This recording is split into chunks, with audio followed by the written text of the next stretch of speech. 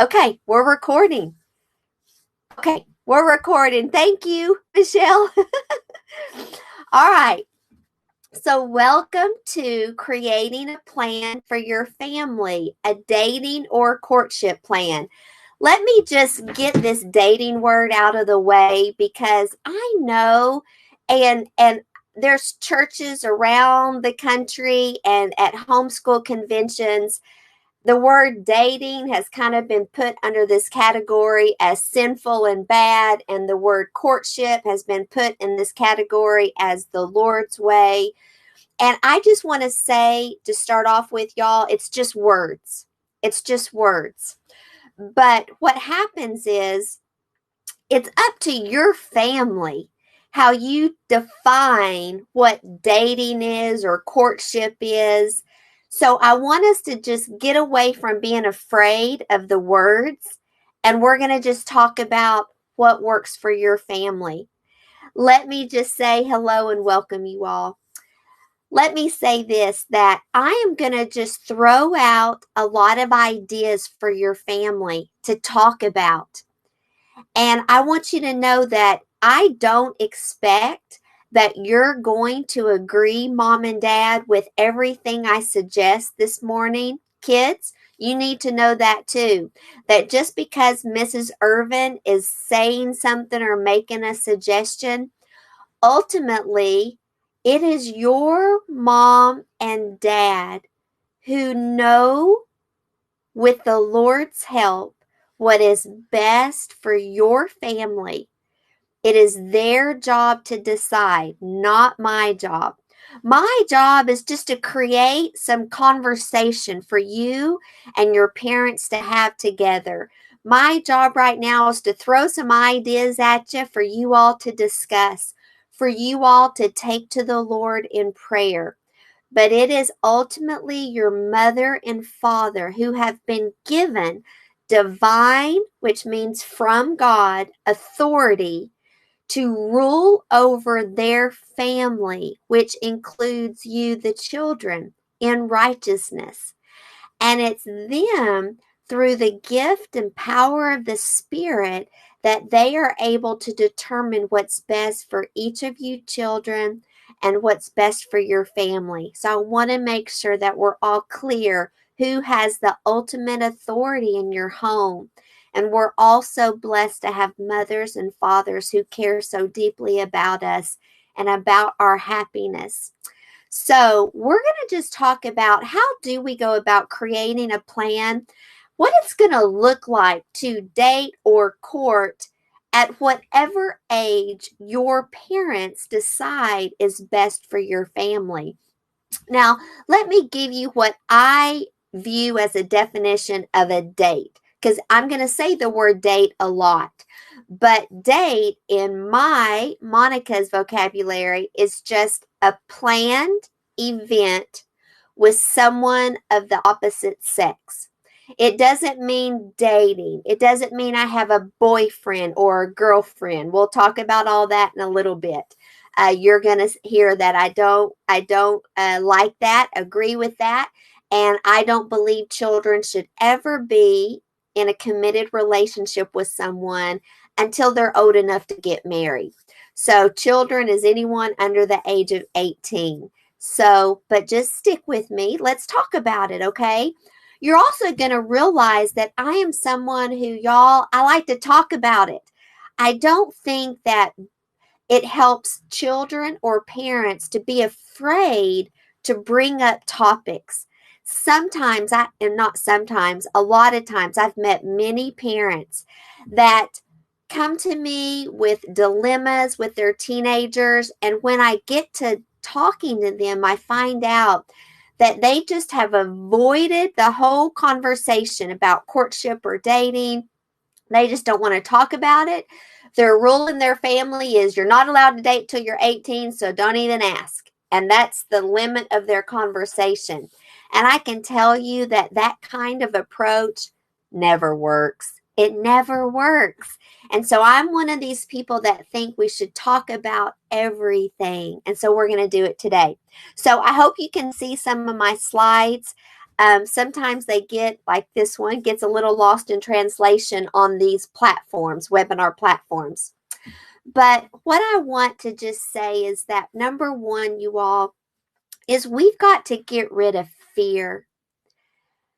I know right now is a perfect example. Many of us are experiencing different levels of fear. But we need to always remind ourselves of the scriptures that teach us that fear doesn't come from the Lord. And the way to dispel fear is with truth and with love. And we don't have to be afraid. We don't have to be afraid of the condition of the world today. We don't have to be afraid of the temptations that are facing us and our children today. We have to be aware of them. We have to educate ourselves about the enemy and what he wants to accomplish. And we have to make sure we're aware of our enemy's tactics. Just like as we would go into any battle, we would study our opposition. We would make sure we understood what our opposition's goal was, because that's how we would know how to fortify our own defenses. And so that's what we need to look at and not be afraid, but think about being informed. And so the best way I know to get rid of fear when it comes to worrying about the teenage years and worrying about the temptations that for sure will come is to talk about it and to get really specific. Now, kids, I know that not all of you, just like some of your parents, some people are not as comfortable being open and discussing things as other people. Like my personality is just that I'll talk about any topic under the sun. I just will, and I'm not embarrassed and I'm not afraid of it because I think it's healthy to talk about things. But sure, I have a son that's very quiet. He doesn't think it's always appropriate that we talk about certain topics. And so for him, it's a struggle. But what I want you to know is that openness and honesty is always going to take you down a road of truth and righteousness. And it helps protect you the more you can be open and honest with your parents. And so I'm going to hopefully help you do that a little bit today. So, let's see, y'all. I'm sorry. It's messed up my little slides. So just ignore the slides. I need to see the slides because I need to see what they say. But you can just focus on me. So I'm sorry about that. So kids, I want you to listen to this scenario. So first, I've got a question for all of you teenagers. And you can type in, a few of you type in. I want you to type in what your dream car is. I mean, if you could have any car in the world, what would you want to drive? What color would it be? And what would it be? Come on, I need just a couple of examples of a dream car. And I'm going to wait for a second. Okay, a working yellow car is your dream car.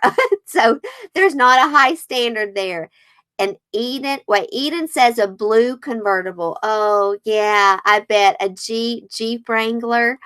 Alyssa, old Ford turquoise pickup truck. I love it. A motorcycle. Oh, you make me nervous. A G-Wagon a red Volkswagen. I love it. Okay, so go with me on this scenario. We're going to go ahead and pick that blue. Oh, no, hey, let's pick the black, beautiful Tesla. Why not? Let's just, a Jaguar F-Type, Dodge Challenger, black, red. Oh, you guys already have your heart set on some good cars. So let's imagine that our dad just went crazy for a minute and bought us a black Tesla. And let's just imagine that he had a lot of money. He just inherited a big sum of money. He said, honey, kids, I'm going to buy you a present. I'm going to buy you a black Tesla.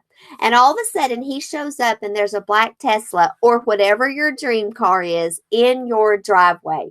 And you're just like, oh, I'm so excited. So imagine this scenario. So one day you leave with your mom to go to the grocery store with her. You don't like doing it, but you did. And you come back home and your dream car is not in the driveway anymore. And you're like, did Dad take my car? And so you go in the house, but there's Dad sitting watching TV. And you're like, Dad, where's my car?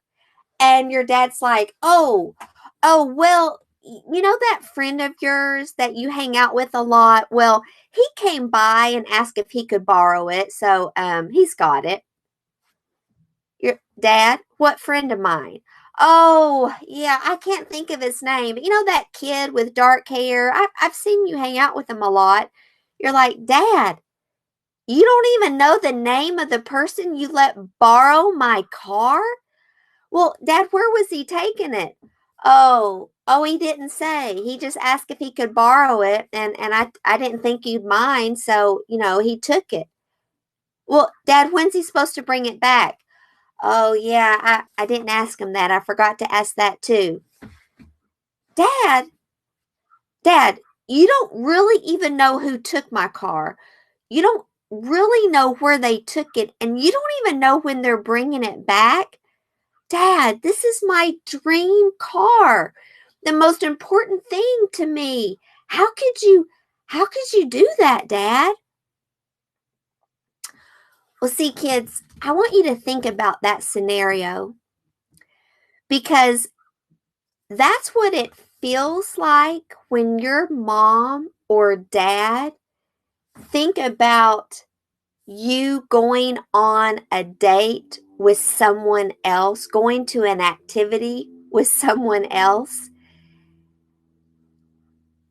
only 100 times more.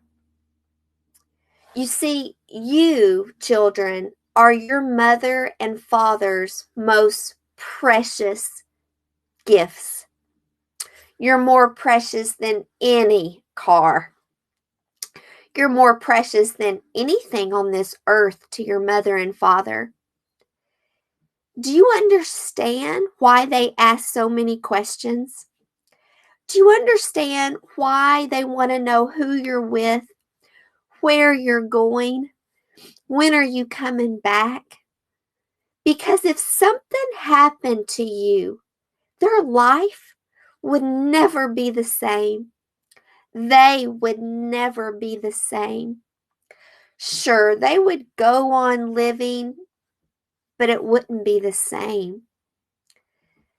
You are so valuable to them. There is no way to describe it. And I know so often you get frustrated because your parents are always asking questions and you almost feel like they're drilling you with question after question. It's just that they love you so much. They need to know what's going on around you, who's around you, because you are their most precious possession.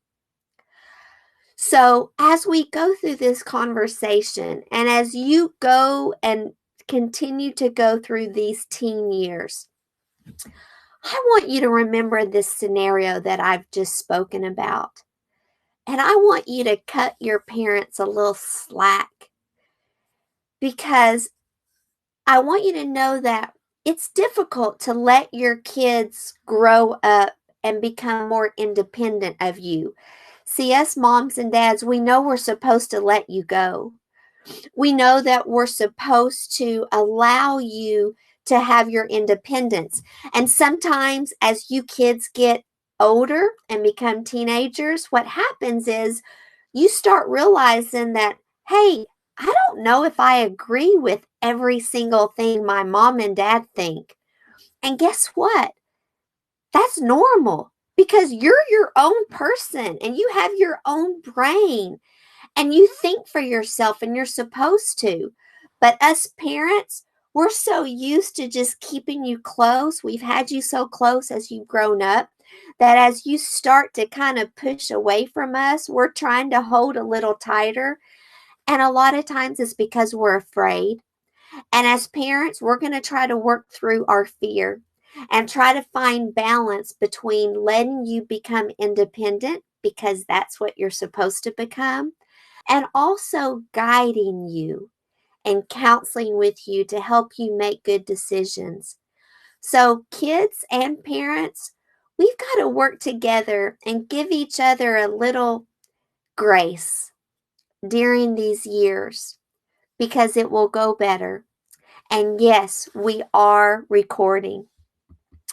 So, why should we ever go on a planned activity? So, let me just go through a little bit about how our family handled this.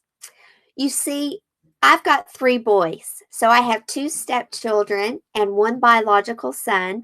So I'm going to share with you kind of our rules with with my biological son because he was the one I had the most control over. I didn't have complete control over my stepchildren and how they handled courtship or dating, although they're wonderful children and have done a wonderful job. But I'm going to use examples of what we did in our home. And so, one thing that I have learned over the last 12 years of coaching, 11, 12 years of coaching parents, that came to that I became more aware of that actually influenced the way I approached dating with our children. And that was, I had so many parents come to me when their children left home, like when they went off to college or went on to do whatever they were going to do after high school. And their children had done really well all through high school, had, made good choices. I'll describe it as staying on the straight and narrow for the most part. None of us are perfect, y'all. But when they left home, then something, they really floundered or really got off track. And what I found is that, as we raise our kids, we're always teaching them what they should do and what they shouldn't do. And we're trying to always make sure they understand the lines of morality and immorality. But what happens, they go off to college or they leave home. And excuse me, here we go. I'm sorry, y'all. Needed to wipe that nose. But they go off to college, and then without being under the supervision of their parents and having all of that freedom, sometimes they lose their way. And what I found is that they go off to college and they want to start dating because that's normal, right? And you want to start preparing yourself for marriage. But when you're away and you're young, you usually don't have any money. You're broke, you're poor. And so, what we see a lot of young people doing after they leave home is a lot of hanging out. In fact, most college campuses will tell you that the number one activity for boys and girls to do together is watching a movie together in one of their apartments. And there couldn't be anything more dangerous for 2 young people to do, watching a movie together in one of their apartments. And so what I realized is that we were not preparing our children well enough on how do you go on a date and remain honorable, and what does it look like, and what kind of activities would I plan, and how do I plan it when I don't have any money or hardly any money? And so what I realized is that me and my husband needed to prepare our boys to be successful. And so in our family, this was our choice. We decided to allow our boys to go on a single date their senior year of high school. But we had a lot of rules, y'all, and we're going to talk about that today. But why did I want our kids to do that? Well, because I wanted them to practice under the supervision of mom and dad. I wanted them to learn responsibility. How can I learn to be responsible for another human being? It's always important when we allow and help our children to learn to focus on their responsibility towards the other person that they're with. Then what happens is that ends up protecting them. We wanted our children to learn how to build friendships with people of the opposite sex. So for our boys, with girls, friendships that were endearing, that were respectful and honorable, and to learn how to communicate. We wanted our boys to build character through their experiences. We wanted them to learn how to communicate outside of just texting. We wanted them to learn how to have conversations, to learn how to ask someone questions about themselves and their life, and how to show an interest in those that we communicate with. We wanted to make sure and educate our children on the dangers of hanging out, of being in an activity or going with someone when there wasn't a plan. That's usually the number one reason for trouble, is when there's not a plan. So we wanted to teach our children how to make plans, how to make plans for an activity. And we wanted our children to build parental trust with other parents, to learn how to build relationships with parents of the girls that they wanted to take out on a date. These were some of the reasons that we wanted them to practice before they left home and after we would not be able to have immediate supervision over their activities. So let me give you an example of what this would look like. So for instance, right now I'm going to give you the responsibility of the gentleman and what we taught our sons. So number one is they had to have a very well plan, meaning every minute of a date, which was a planned activity with someone of the opposite sex, had to be planned out. So usually these dates lasted 2 to 3 hours, not that long. And we wanted those dates to be early in the evening. So we preferred a date to go from 5 to 8, at the latest 9, maybe 6 to 9, depending on if there was a special activity. And so that everyone was home early. And so often my children love for me to sit down and help them plan their dates. So I'll give you an example. So our youngest son, Sawyer, when he was 16, we allowed him to go on a double date. But he really didn't have any friends that he was comfortable with going on a double date with. So his very first double date, he came to me and he's like, Mom, would you and Dad be our double date for this date that I want to plan? And I'm like, what? Like, are you serious? Who wants their parents to go on a date with them? Like, honey, what is wrong with you? He's like, Mom, I mean, you and Dad are fun and it's just this activity like you've taught me. So why not? I don't have anyone else to ask. So you and Dad go with us. And so I was like, okay. Well, so me and Sawyer actually planned the date because I was really excited about it. And so we sat down, and my first question, I'm like, okay, so tell me about this girl that you're going to ask out on this date. Like, what's she like and what do you know about her? He goes, well, Mom, she's really fun. And, and I knew this girl because we went to church with her. But he said, but here's one thing you probably don't know about her, Mom. She loves bacon. Like, her favorite food in the whole world is bacon. So I need to do something with bacon. So Sawyer and I sat there and thought of these different ideas, like maybe we could cook a dinner or just all kinds of things. And finally, we decided that he was going to make her a flower arrangement out of bacon. And so he planned it.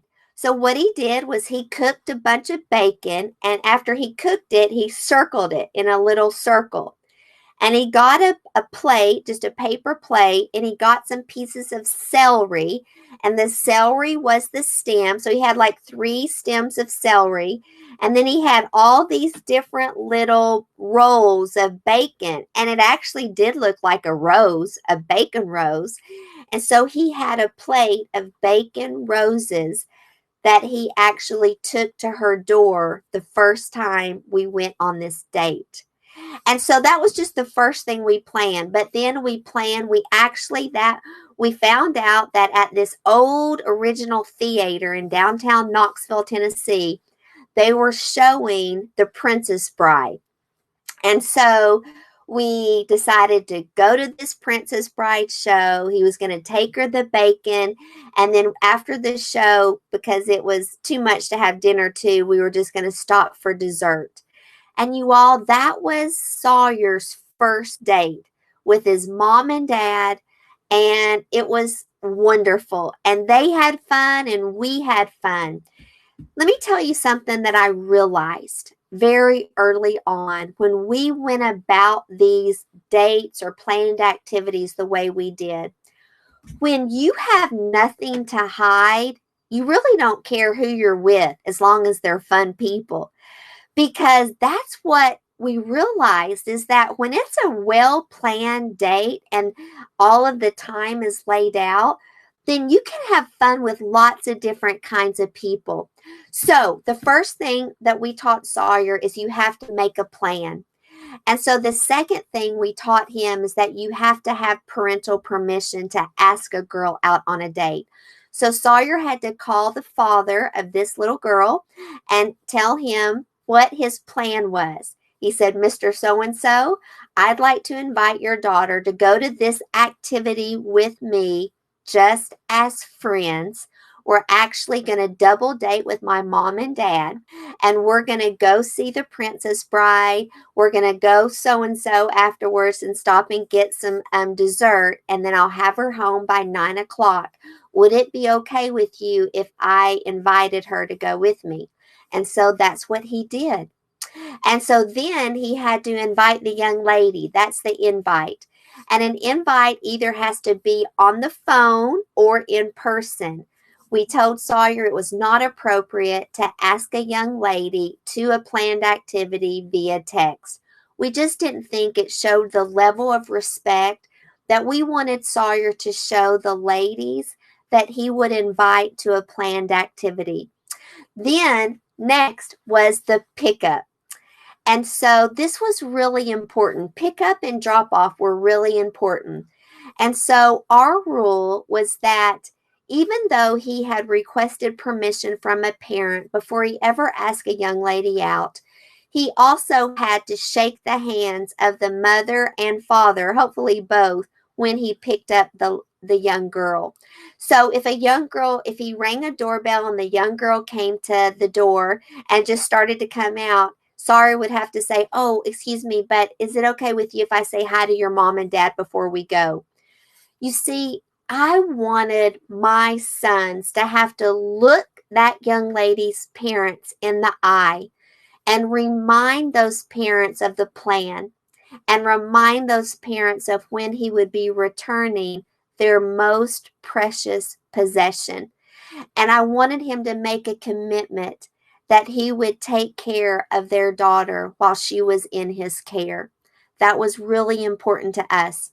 One time, Sawyer was 17 and he had asked a little girl that he goes to co-op with out on a date. Now, kids, I know what you're thinking. I know what society looks like. And you're going, Mom, this would never work. If I called up a girl and asked her out on a date, she would think that I was in love with her. And I don't want to do that. And I want you to know that, yeah, my sons had that issue at times. But you know what? They just made it clear. They verbally would say, I would like for you to go to this activity with me just as friends. They learned to say just as friends all the time. And it didn't take long for my son's circle of friends to learn what it meant to go on a planned activity with Sawyer, because That's just what it was. And over time, I can only tell you that the level of respect and the friendships that Sawyer developed with young ladies was such a blessing to his life and to these girls. I have so many stories that I could tell you, but let me go on to this scenario I was going to tell you about. So he invited this girl from his co-op to go on a planned activity, called and was actually spoke to the mother, not the father. We always would rather him speak to the father, but that's not always possible. Anyway, so the activity was planned. He goes to pick her up. Now, he had never met her parents before. Because she went to co-op with them and just had not had that opportunity. So we didn't know this family really well. So Sawyer goes to pick her up, and he knew our rule. Well, she comes to the door, and when he asked if he could say hello to her parents, she said, "Oh, I'm sorry, but they're not here. They had to leave." And Sawyer didn't know what to do. So he says, "Well, would you hold on real quick and just let me text my mom something, because we kind of have this rule in our family that I have to see your parents in person before we go." And of course, the girl was like, "Oh, and she probably thought it was a little weird, but that was just our rule." And so he texted me and he's like, "Hey, Mom, I don't know what I'm supposed to do. Her parents are not here. And so what should I do?" And you know what? Because we didn't know the family really well, I didn't want to sorry to hurt this young girl's feelings, and I didn't want to offend the parents. So I said, "I tell you what, son, just go ahead and go, and just make sure that you speak to them afterwards," which I'll get to in a minute.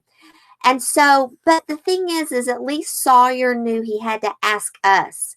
And he learned really quickly that he couldn't apologize for the rules.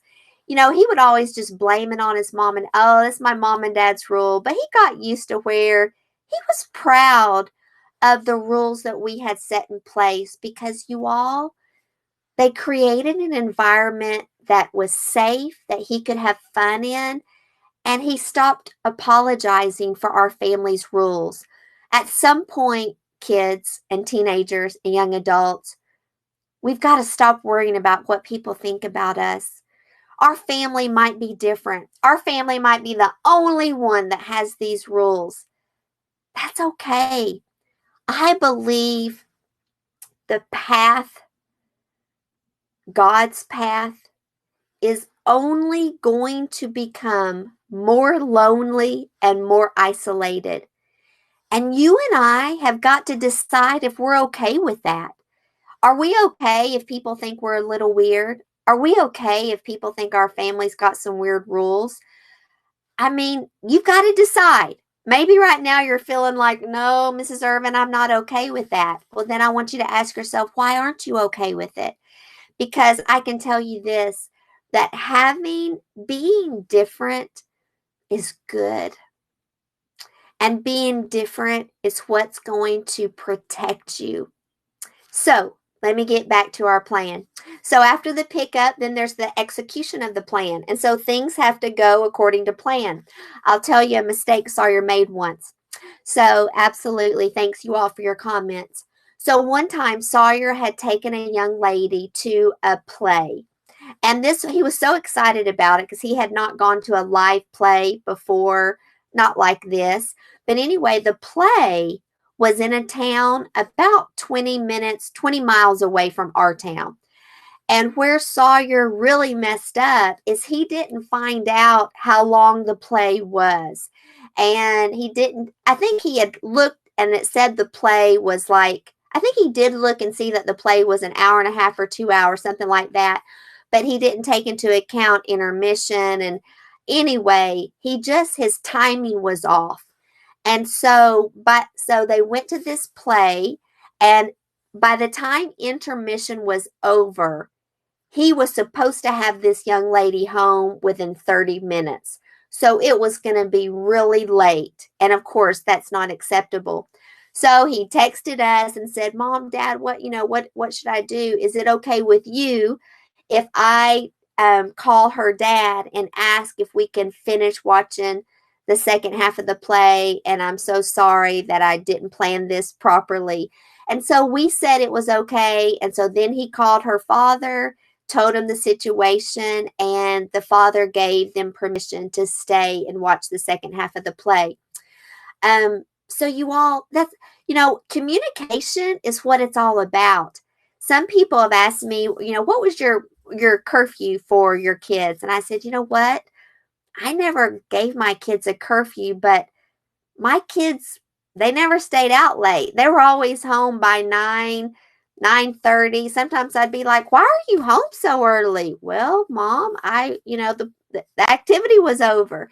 And so I just think when there's trust and there's communication and there's nothing to hide, it's amazing how much more freedom you can give your children. I trusted my children to make good choices. Now, had they not made good choices, those freedoms would have been taken from them. Let's talk about safety for a minute.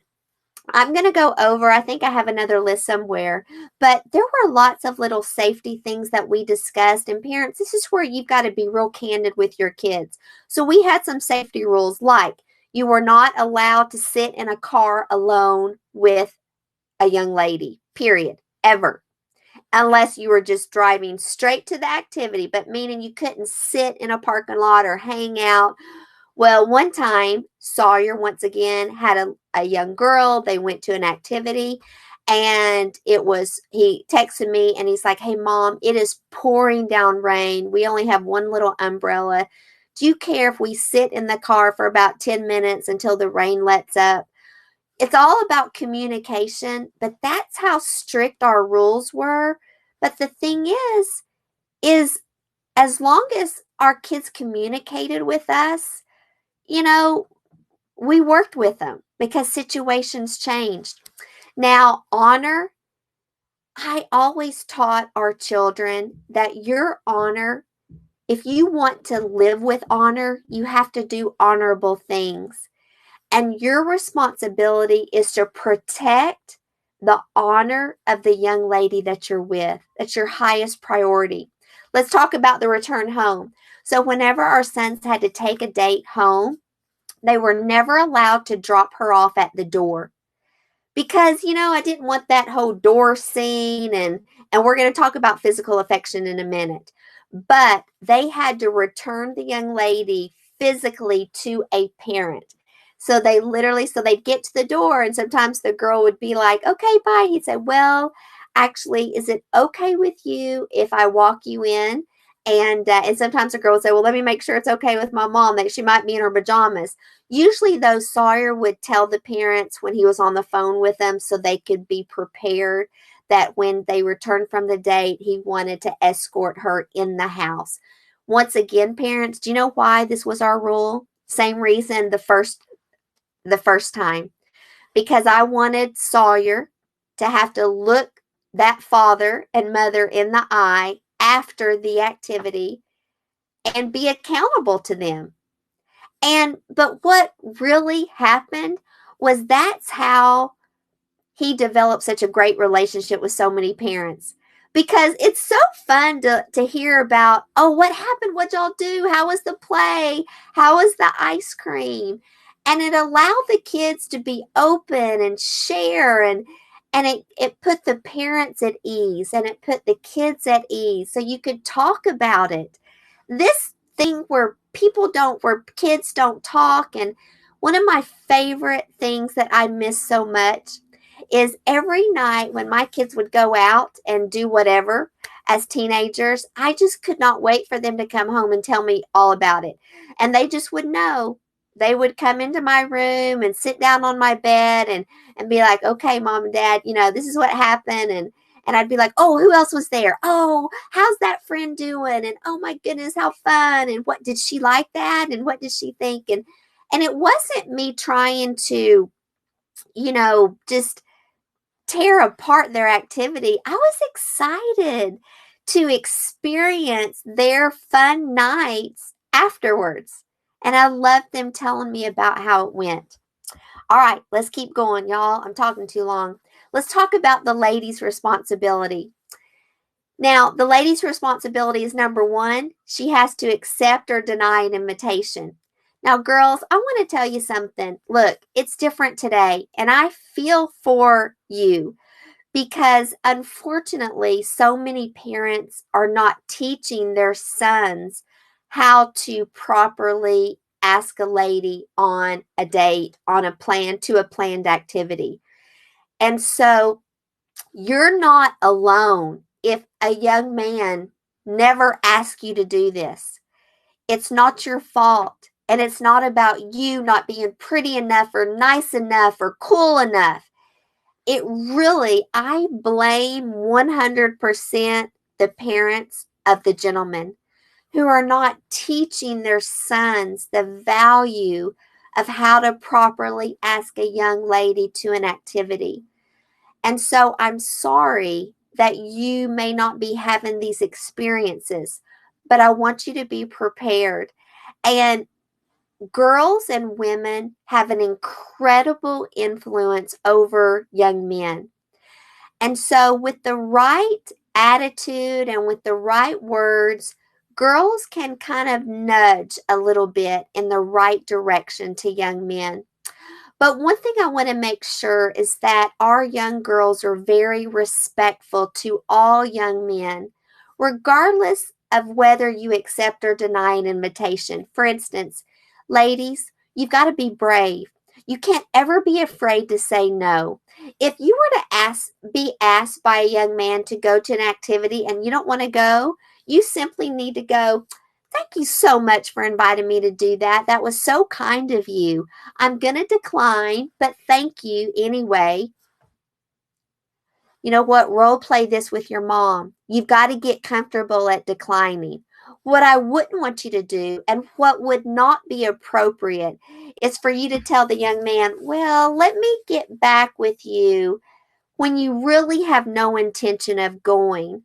And then going off with your friends and going, "Can you believe who just asked me to do something? Oh, I'm mortified." That would be so disrespectful to any young man. It takes so much courage for a young man to put himself out there to invite a young lady to an activity. He's got to accept that if he invites a young lady to an activity, he might be rejected. And young ladies, that's not fun. And it takes a lot of courage. So, to honor that, we always want to be honorable and respectful. So, we're either going to accept an invitation or we're going to deny it. But either way, we're going to do it with respect and honor.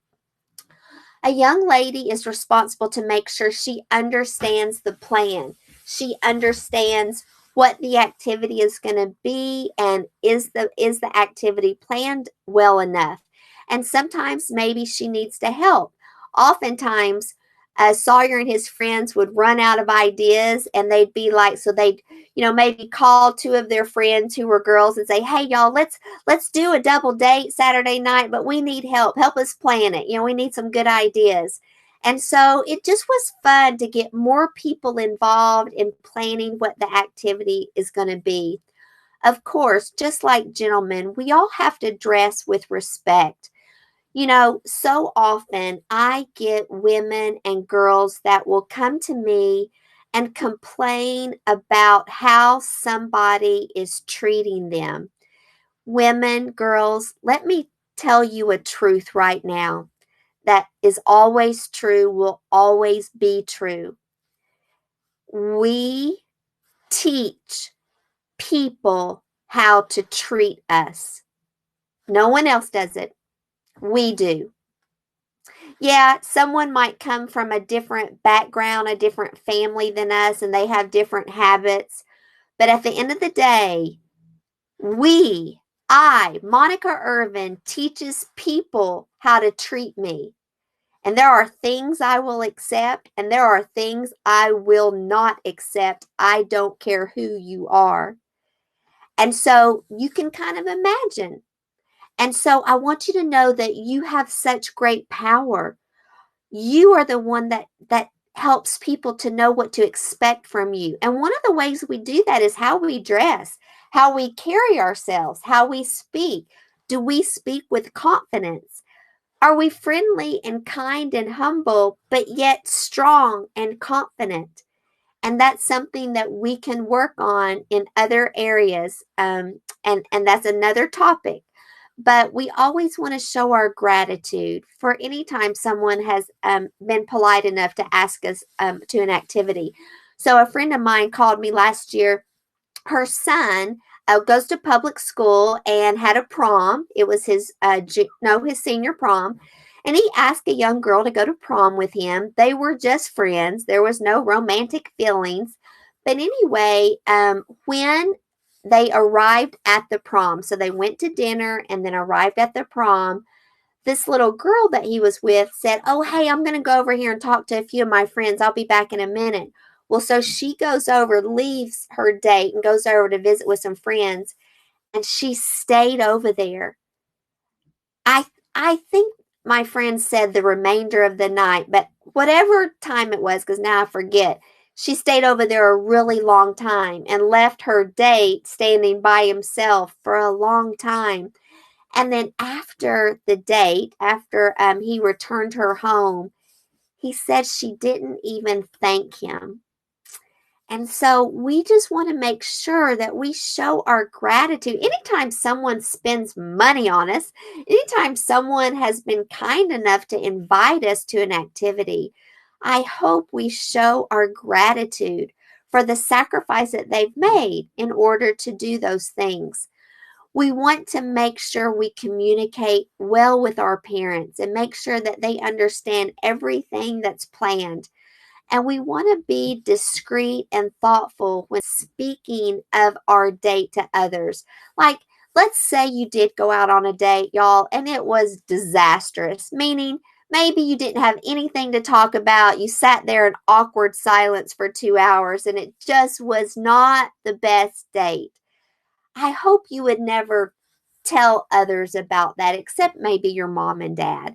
But you want to be respectful. And that's the whole point of kind of trying on different personalities. One time I remember Sawyer came home from a date and he said, "Hey, Mom, I think I've discovered I don't like sarcasm." And I'm like, "Oh, really?" He said, "Yeah." He said, it was a fun date. And he said, but her humor is all in sarcasm. He goes, and after an hour of it, I didn't like it anymore. And I'm like, hey, now you know. Now you know that's just not a personality trait that's your favorite thing. And that's important to know. Because that's what happens when we kind of try on different personalities. All right, let's talk really quickly about physical affection. So don't get squirmy on me. Relax. What is physical affection? Physical affection is holding hands, hugging, tickling, kissing. What's the purpose of physical affection? Well, the purpose of physical affection is to show love. But physical affection is a sign of a committed relationship. You might have heard me teach this in one of my other webinars, but let me give you an example, kids. Let's say if you're a guy, you are holding hands with this little girl you kind of like on Monday, and y'all are walking down the sidewalk together, and you decide you want to hold her hand, and so you do. Well, on Friday, you go on a walk with another friend of yours who happens to be a girl, and you decide to hold her hand. If the girl you were holding hands with on Monday saw you holding hands with that other girl on Friday, do you think the girl from Monday would be upset? Yes. Now, holding hands doesn't mean you're getting married, right? Right. I don't think it says anywhere in the entire scriptures that holding hands is a sin. Nope, I don't think it's there. It's not. But here's the deal, you all. Holding hands, hugging, and for sure kissing is a sign of a committed relationship. And it is not wise. In fact, it is very dangerous to be in a committed relationship with someone until we are old enough to be married. Now, why is that? Why is it dangerous? Well, The reason it's dangerous is because we're human beings, and God is so amazing that He has given us these emotions and these feelings to help us become bonded to our spouse in a way that we can't be bonded with anyone else. So what happens is these feelings will grow in us the longer we spend time with someone else. So for instance, oftentimes I would tell my sons, here's how this goes. Whenever you do decide to kiss a girl, let's say you all have your first kiss. Unlike the movies, typically a first kiss is a quick little peck. Mwah.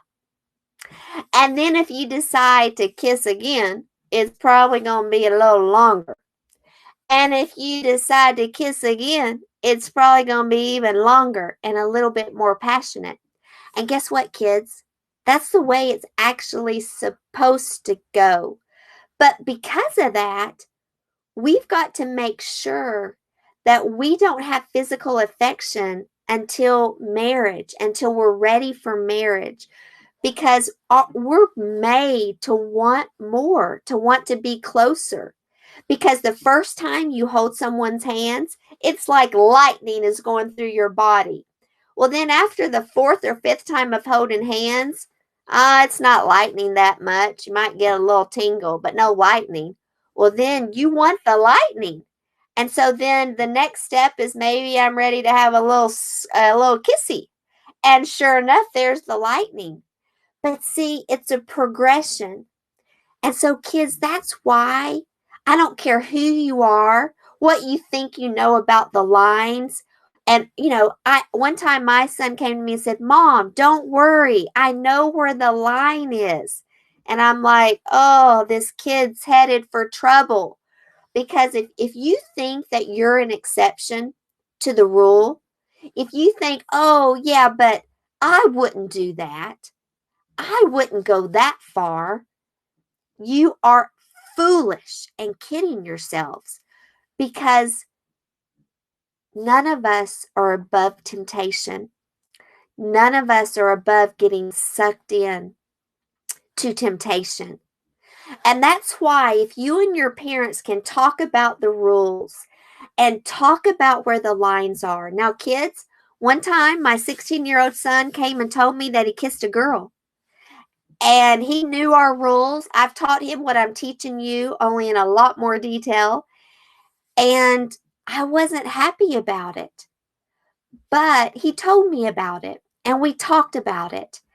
And I was able to remind him of the dangerous quicksand that he was standing on. And we ended up over a couple of months working through that temptation that had gotten the best of him. And he was able to kind of get back on track and did very well. But kids, sometimes you think that, oh, I would never tell my parents. I would not tell them if I made a mistake or if I made a stumble here or there. Oh, kids, as a mother, I told my boys over and over again, I don't care what you've done wrong. You tell me. No one wants to help you. No one will walk the road of repentance with you more than your father and I. We're there for you. You're going to make some mistakes. There's no mistake you can make that will separate us from you, our love for you. But y'all, you got to talk about it. And parents, you got to quit being afraid to talk about when your kids will make a mistake, because they will.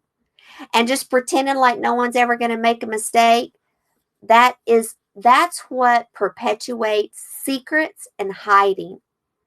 You got to get it out there and you got to talk about it. Kids, I want to tell you, I'm running out of time. A few things that I want you to keep in mind. Y'all are going to continue this conversation, okay?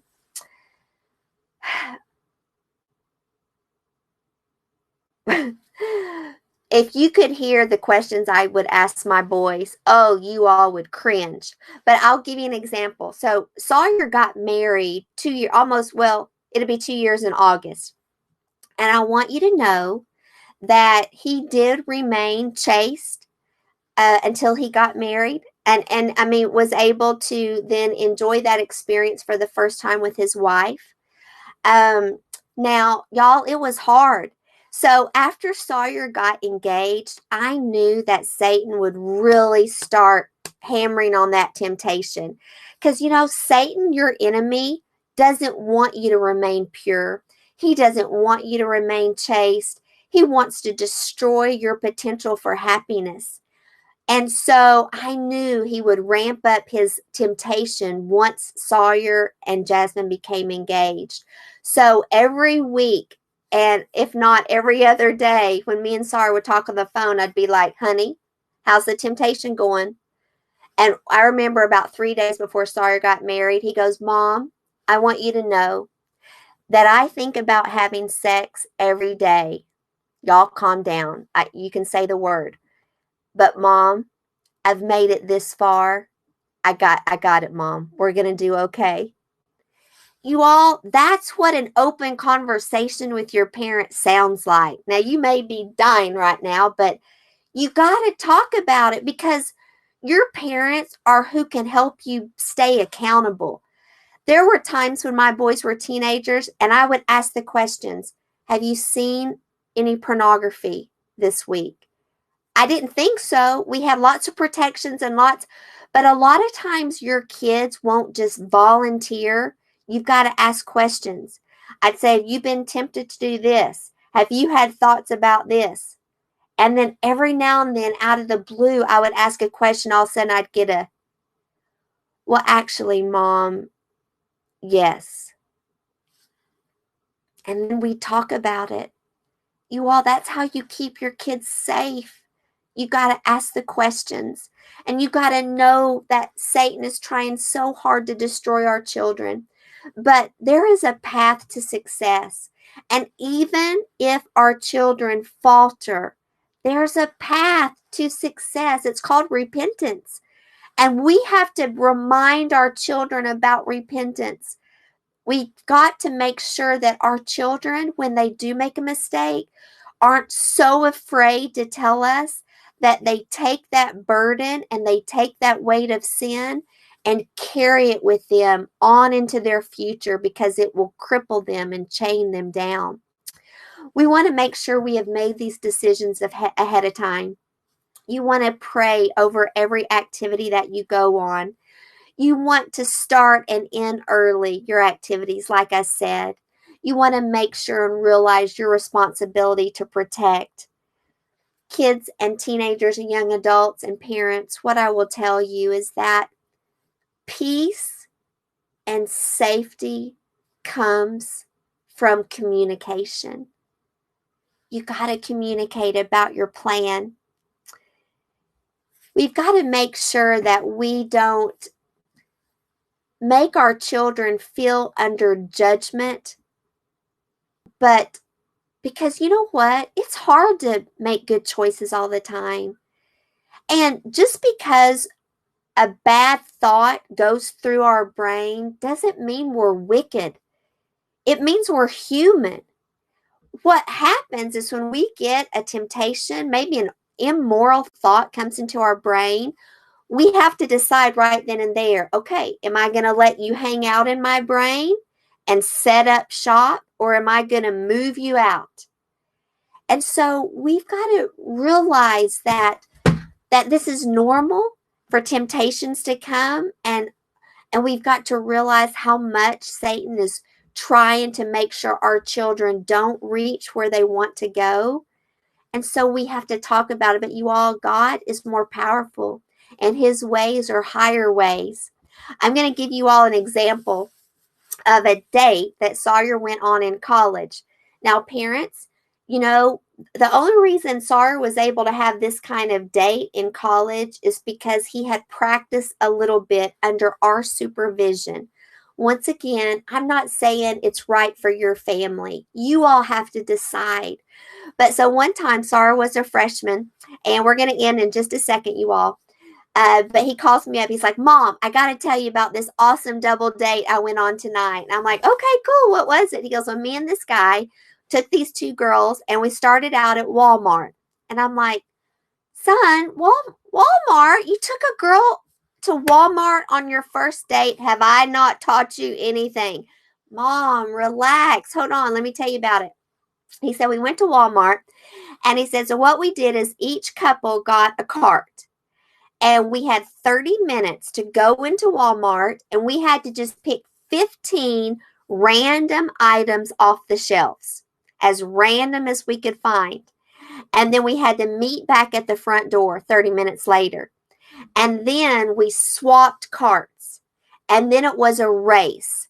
Which couple could go return all of the 15 items back to where they were supposed to go and make it back to the front door first? He said, well, of course, me and my date won, Mom. And I'm like, of course you did, son. I'm so proud of you. You all, he learned how to plan free, often free, inexpensive dates that were fun, that allowed you to really experience someone's personality, that wasn't in a movie theater, in a dark movie theater, watching a movie and not even talking to each other. And so he learned how to create these fun activities, and he learned how to be brave. And because in his brain, asking a girl on a date didn't mean I love you and I want to marry you, it wasn't a big deal. He'd say, hey, would you want to do this thing? I'm planning or whatever. And if they said no, he was like, okay, I'll go ask somebody else. And that's what led him to find his beautiful wife, Jasmine. So parents, kids, it doesn't have to be scary. It can be fun. I want you to relax. I want you to talk about it. Talk about it at the dinner table tonight. Talk about it all the time. Have a plan. Make sure that everyone in your family is on the same page about where you're headed, what this is going to look like. Okay, you all, I'm going to stop talking. I want to tell you two things. Number one is I am going to send you out an email later today that has some links that show you some different products that you might be interested in. So I did write a book on dating that has over 20 different safe date ideas that talks about what we have talked about here today in more detail. It would be a great book to read along with your teenager. It's in our Life Skills Essentials bundle. So you're going to get a link. I'm going to send you out a recording of this in case someone in your family missed it. Also, you're going to get a link to the slides and the notes from the slides. Okay, can I answer any question from anyone before I leave you? Let's see. Yes, you're going to be able, I'm going to send you the recording for sure. Oh, thank you, Blythe. Thank you so much. I appreciate it, y'all. Awesome. Y'all, I hope this was a good start. This isn't the finish. You all keep talking about it. Thank you for being here. If you have a question, I'd be happy to answer. But I appreciate so much all of you. Have the best Saturday. Y'all, let's keep praying for a miracle with this COVID. I'm praying for a vaccine. We need that vaccine so we can get back to normal. How do you start with a 6-year-old girl? The reason I want parents with little kids to know what the plan is because you start talking about it. Like for a 6-year-old girl, you'd say, oh, well, when you're 17 and you get to go out on a date, then this might happen. I mean, granted, you might not say that, but like with 6-year-old, you're going to talk about how we dress for respect. Even at a little age, you just start putting little words in your conversation that starts to train your children about the plan. So it's never too early to start talking about these things. I had a little second grader family member that, came up to me and said, so-and-so, I have a little boyfriend at school. And granted, in second grade, it's innocent. But, if she were in my immediate family, we'd already be discussing how there is no such thing as boyfriends. So you just got to start talking about it. If kids aren't comfortable with talking about dating, how do you make them more comfortable? Well, I'm going to be honest with you, Krista.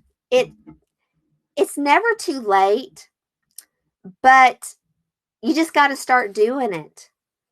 But usually, if you haven't developed a relationship with your kids, and I'm not saying you haven't, that you just talk about a lot of stuff, it'd be really difficult to just jump in and start talking about this topic.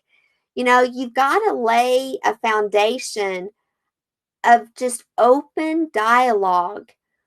What I find what I have found to be one of the most common problems why teenagers and parents don't talk about things is because teenagers don't trust that their parents are a safe place to discuss these topics, meaning they're afraid they're going to be met with harshness, with, you're not allowed to do that, with tone, with just a bunch of rules. Parents, I will tell you this. You will always fare better if you try to just tell your kids, especially your teenagers, you will do this and you won't do that. I mean, you can do that. And I'm not saying we don't have rules, but what I'm telling you is going to work so much better is if through discussion, I can help my teenagers see the wisdom in why we have the rules that we have. I want my teenagers to believe in why we're doing this because I'm not always going to be with them. I need them to believe in why it's important that they do this and that when they're away from me. If they're just doing it because they're afraid of getting in trouble, it's not going to work long. It's not going to keep them safe. I need them to make decisions because they can feel it in their soul that this is the path to their happiness. And so we've got to converse with our children all the time so we have that open, honest relationship with them. What are your thoughts of girls asking boys to do something? I'm going to be honest with you. I think it's okay. The reason I say that is simply because today parents are not teaching their boys to ask. And I want kids to have these experiences like I've described. And so sometimes the only way your daughter's ever going to have this experience if she asks a boy. And it would help if you knew the mother of that boy so parents could kind of be a little behind the scenes, kind of helping a little bit. But it's just the reality of where we're living today is that, go back 50 years and I would have said, no, it's not appropriate. But today I feel like girls have to take a little initiative, but hopefully they're going to take initiative with a family that you all know and are comfortable with. How do you address dating someone?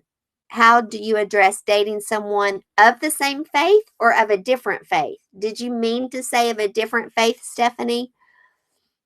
So, okay, yeah. Well, so we discouraged it, highly discouraged it. Now, like that one girl that Sawyer asked from the co-op, she was one of the rare instances that she was not of our faith. But me and Sawyer talked about it, and he said, Mom, she is such a good girl, and she has the same moral standards as we do, and it is just a friendly activity. But what I always taught my boys is that you date, you fall in love with who you date, and you marry who you fall in love with. You never go out on a date with the intention, usually, I'm going to marry that girl or that boy. But that's what eventually will happen. And so just asking someone out on a date, you need to be very cautious if they're not of your faith, and we always taught that. Do you have a list of questions you regularly ask your kids? Like, oh, Virginia, that's a great question. No. But Virginia, let me work on that. Make sure you're on my mailing list, and I will work on putting something like that together. A lot of times someone will ask me a question like you just did, and it almost needs to be another class going through those kinds of things. And so, and you all, I hope you have, in that email I'm going to send you, we do have Rise Up coming. So Rise Up is a parenting membership that's going to be open from June 1st to June 7th, where you can become a member and having me as a parent coach ongoing. And we are going to be addressing a lot of topics in this membership site. And so just make sure you're on my email list and on our Facebook page so you can kind of watch these resources that are coming to you. Okay, let's see. Do you have a message for our college-aged daughters who never get asked on a date? Oh, see, Donnie, that just makes me crazy. And that's the problem today. It's it's it's the problem because parents haven't taught. I don't really know what to say except that girls are going to have to take a little bit more initiative. I tell you something, I wish I had a better answer for that. It breaks my heart. It's so hard for girls to find young men who have been taught how to be a gentleman and how to go about honoring a young lady in this way. It's rare, even though they're good Christian boys raised in good Christian homes, they haven't been taught the skills. These are skills. Everything I talked about today are skills, because underlying is the morality of all of it, but these are all logistical skills we're talking about. And that's why at the Etiquette Factory we work so hard to try to teach these skills. So they're going to have to take some initiative and pray and look for the diamond in the rough. I wish I had a better answer. I really do. Yes, you can share this presentation with anyone you want. Let's see. Okay, Casey, I'm going to read this. I hope it's okay. Let's see. Thank you so much. We have had some plans and foundations laid out. Oh, plus it's always good for them. Oh, thank you. Oh, thank you so much. Thank you. Okay, I've got more questions. Those y'all can stay if you want, but I'll keep answering these questions. Did the girls ever have hurt feelings if they were not asked out again? Nicole, I guess I really can't honestly answer that, but I will tell you this. I don't know how many, but many of the parents of the girls that would call me or see me at church and say things like, Monica, I am so grateful that my daughter got to experience what a date can be like. And just to have that experience, now Sawyer has set the bar so high for other boys. One time a mom, I ran into her and she said, my daughter's like, oh my gosh, if you get to go out on a date with Sawyer, you are going to have so much fun. I think it's about, they all knew that Sawyer was not allowed to have a girlfriend. In fact, another one of our rules, you all, that was hugely important was that Sawyer was never allowed to ask the same girl out twice in a row because he wasn't allowed to have exclusivity.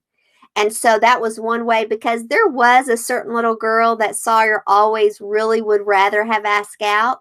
And I knew that. And so that was just the rule. He was never allowed to ask the same girl out twice. And so that kind of cut down and got him out of getting into trouble because his friends, they knew that rule. I know this is hard when you're not in a community, but I would encourage you parents to get to know the parents of your teenagers' friends. Me and a lot of these parents of girls and boys, we would talk about this a lot, and we would help each other help our kids. You've really got to try to form a little bit of a community around your church family, your co-op family, because it really helps when you have a group of mostly like-minded parents. That really helped a lot. What do you think about Christian dating websites? You know what? I don't know. Here's what I'll answer that I don't have any experience with it, but y'all, I'll say this. I feel for our young people, our young adults who want to be in a Christian relationship. And so I understand why these Christian dating websites are happening. As always, there's no guarantees, and we just have to prepare our children as best we can. As you all know, even a Christian relationship is no guarantee for happiness or success. But what it does is it increases the likelihood substantially when you get in a relationship and marry someone that shares your faith and your values and loves God. But I think the most important thing we have to teach our children is how to hear the whispering of the Spirit. Every time my kids left me when they were teenagers, every time they went out the door, I'd be, listen to the Spirit. Make sure you listen to the Spirit. Because we can't be with them all the time. And that was the most important advice I could ever give them. And we would talk about how to hear the Spirit and how to trust those feelings you get in your heart. But I taught my boys their whole life how important it is to look at the family of the girl you're dating. In fact, one of the reasons that Sawyer pulled away from a young girl that he was starting to get a little exclusive with was a family dynamic. And probably that was because I preached and preached and preached that to him his whole life. Because I've seen what happens when people marry into a family that has very different values. Anyway, y'all, there's nothing foolproof. As parents, what we can do is we can just equip our children as best we can. And then we've got to let them make these decisions. Okay, let's see. How do you let your kids know that your reminders and warnings are not implications of distrust? That's a great question, Lisa. So, y'all, I don't want to disrespect my parents by saying this. My parents had good reason to worry about me, but I always felt like they didn't trust me, and it made me resent my parents through some of my teen years. Because when I would come home, I felt like it was drill. Like, where'd you go? Who was there? Was there any drinking there? And it just was this attitude of, it wasn't like, did you have fun? Oh my goodness, who was there? So it's kind of just how you talk. I think when you have this condescending or condemning tone in your voice, that's what your kids feel. And so my intentions are just to experience what my kids experience, and I hope they let me in and experience that. They're not going to if they feel like I'm sitting there ready to pounce, ready to condemn a bad choice. It's all about how we talk to them and communicate with them. And so my best advice is just be careful with how you talk to your kids. You should talk to your kids like you would talk to anyone that you respect so much. As a mom of daughters, Teresa says, how do I help guide her and those young men that she has planned events with to uphold your gentleman's responsibilities? Should we speak with him in and out of double date? It's tricky, y'all. It's tricky because I'm not saying no, but let me see how to best answer this.